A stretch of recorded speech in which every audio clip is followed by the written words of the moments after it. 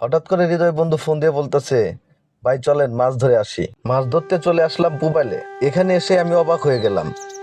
এতদিন পুবাল অঞ্চলে থেকেও এত সুন্দর যে একটা বিল আছে আমাদের পুবালে, এটা আমি আসলে কখনো দেখিনি বা এদিকে কখনো আসা হয়নি।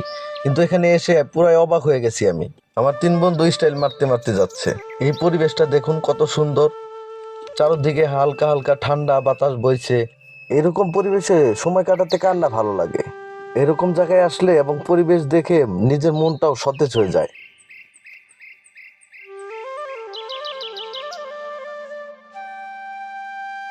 প্রথমে মনে করছিলাম আমরাই আসছি এখানে মাছ ধরতে, কিন্তু এসে দেখি না, এখানে অনেক মানুষ আছে মাছ ধরার জন্য।